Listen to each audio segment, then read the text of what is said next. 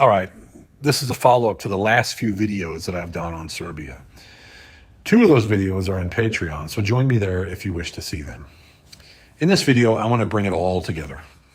There's more to the story, and the more I dig, the clearer it becomes. Now, a shout out to a few Serbian voices on the ground. Those who gave me real insight. Thanks to Sonia, Perkos, and MP40 for their boots on the ground info. Really helped. And this is not just flared emotions, it's history, it's economics, and geopolitics combined. So let's recap the surface level first. The protests in Serbia started with real pain, which was a roof collapse due to shoddy construction on the cheap. People died. That's a spark that triggered genuine frustration. The youth, tired of corruption, of being ignored, of watching their country bleed, stood up and protested. That part's real. But what's also real is this.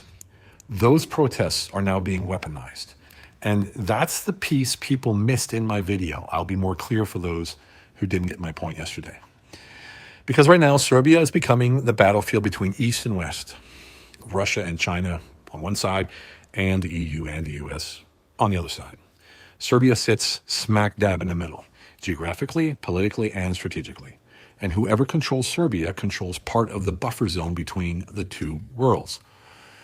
So here's the loop. Number one, public outrage erupts. It's real. The media amplifies the students. That's emotional leverage. Meanwhile, Western institutions position themselves as the solution. And number four, the EU steps in not to help, but to control the narrative and offer deals. And here's the fractal. We saw this in Ukraine in 2014 and in Georgia, and then now it's in Serbia. Crisis, protest, Western leverage, regime shift, resource control.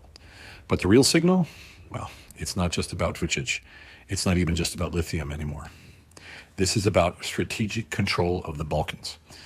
Lithium's the bait. The EU doesn't just want it mined. They want to make sure it doesn't fall under Russian or Chinese influence. And they want to profit from it politically and, of course, economically. And the way they're doing it, well, they're using the youth. Go figure. Using real frustrations to justify deeper involvement. Not for democracy, but for leverage. Serbia is being squeezed. And here's where the timeline tightens. Vučić makes promises to the EU, but also to China, but also claims friendship with Russia, who, at the moment, has distanced themselves due to his Ukraine weapons deal. At some point, he has to choose. And that's one of the reasons why the pressure is mounting right now. Because Serbia is becoming too important to be just neutral. It's a front line now. So while the students fight for justice, the global players are fighting for something else entirely. Control of the crossroads. This same loop is playing out everywhere. Look at America. Students hit the streets over Gaza. Anger is real, but notice how the media, the politicians, and tech platforms weaponize that anger to push agendas the protesters didn't even ask for. Look at Romania. Anti-corruption protests turned into backdoor EU compliance, foreign judicial restructuring, and quiet NATO expansions right under the surface. Same emotions, same formula, different stage. So I say this to my Serbian friends. Your voices are real. I heard them today. Your frustration is real. But beware of those who seek to redirect your power for their own gain. Don't fall for the corrupt EU propaganda. The world's watching, but not always for your freedom. Sometimes they're watching for how to use you. This is why we break down the signal, the loop, and the fractal. Because when you see the pattern, you stop getting played. And that's why I'm here. Not to teach, like I always say, but to signal.